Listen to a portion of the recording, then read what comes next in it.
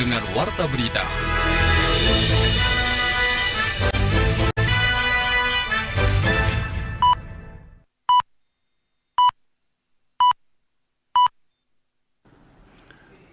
Pukul 8 waktu Indonesia Barat.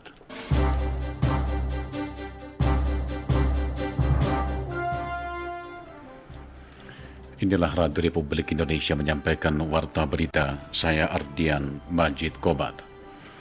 Saudara, mantan Kepala Badan Pertanahan Nasional Kabupaten Simalungun, Asli Daci, dituntut 6 bulan penjara oleh Jaksa Penuntut Umum dalam persidangan kasus dugaan korupsi penerbitan sertifikasi aset pemerintah Kabupaten Simalungun.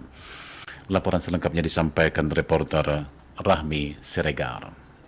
Dalam persidangan kasus dugaan korupsi penerbitan sertifikasi aset pemerintah Kabupaten Simalungun untuk 1.410 bidang tanah senilai 2 miliar rupiah APBD Simalungun 2014 yang berlangsung di Pengadilan Tipikor Medan, Jaksa Penuntut Umum meminta Majelis Hakim menghukum terdakwa mantan Kepala Badan Pertanahan Nasional Kabupaten Simalungun Asli Daci selama 6 tahun penjara. Usai sidang, Jaksa Penuntut Umum Parada Situmorang kepada wartawan mengatakan, selain menuntut agar dihukum 6 tahun penjara, pihaknya juga mewajibkan terdakwa membayar denda 200 juta rupiah, subsidiar 6 bulan kurungan, serta membayar uang pengganti senilai 900 juta rupiah lebih, subsidiar 3 tahun kurungan. Menurut Parada, sesuai laporan hasil pemeriksaan BPK RI dalam kasus itu, negara mengalami kerugian sebesar 1,9 miliar rupiah lebih dari total anggaran 2 miliar rupiah yang diperuntukkan dalam penerbitan sertifikasi aset pemerintah Kabupaten Simalungun untuk 1.410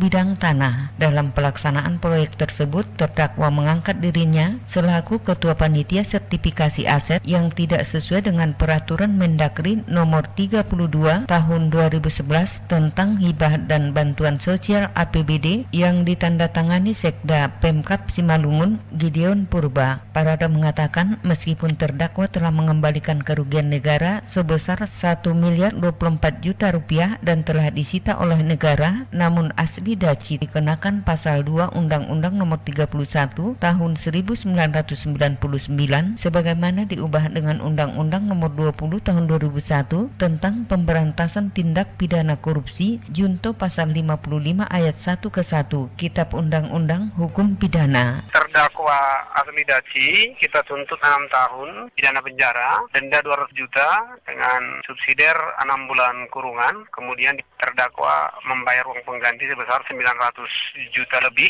Secara rincinya nanti bisa dilihat, dengan kalau tidak mampu membayar maka dalam jangka waktu 1 bulan akan dikenakan pidana penjara selama 3 tahun. Dan uang pengganti lainnya berupa yang sudah dikembalikan yaitu 1 miliar 24 juta lebih itu dirampas untuk negara. Itu tuntutan amar, tuntutan kita hari ini di persidangan Pengadilan Negeri Tipikor Medan. Menyikapi tuntutan itu, terdakwa melalui penasihat hukumnya mengajukan pembelaan yang akan disampaikan dalam sidang pekan depan. Setelah mendengar pernyataan terdakwa, Ketua Majelis Hakim Berlian Napitupulu akhirnya menunda persidangan dan mengingatkan agar penasihat hukum menyiapkan nota pembelaan pada sidang berikutnya. Memasuki bulan Agustus, krisis air baku di Kabupaten Kota Baru semakin parah. Sejak kemarin pagi, wilayah yang mengalami penggiliran aliran air PDAM meluas hingga mencakup 60% wilayah perkotaan. Selengkapnya dilaporkan reporter Nazat Fitriah. Pertanggal 4 Agustus 2016, pengaliran air secara bergantian mulai diterapkan PDAM Kota Baru untuk pelanggannya yang dilayani instalasi pengolahan air IPA Gunung Pemandangan. Humas PDAM Kota Baru, Syarwani, mengatakan langkah ini dilakukan seiring terus berkurangnya debit air waduk dan sejumlah penampungan. Saat ini, 400-an pelanggan PDAM Kota Baru yang disuplai IPA Gunung Pemandangan hanya bisa menikmati aliran air selama beberapa jam dalam sehari. Tetap mengalir 24 jam, tetapi dibagi tiga wilayah. Jadi ada yang contoh kalau kita ambil Singa Mangaraja ini dia dapatkan 6 jam, 1 kali 6 jam. Nah, terus kalau Jenderal Sudirman itu 8 jam, terus Hasanuddin itu dia kena 10 jam. Hingga saat ini, penggiliran air oleh PDAM Kota Baru sudah mencakup 60% wilayah perkotaan dengan jumlah pelanggan 3.500-an rumah. Sebelumnya, penggiliran air sudah lebih dulu dialami pelanggan PDAM Kota Baru yang dilayani IPA Gunung Perak dan IPA Gunung Tirawan yang sejak akhir Juni dijadwalkan 2 hari jalan, 1 hari mati. Dari Kabupaten Kota Baru, Nazat Fitria melaporkan.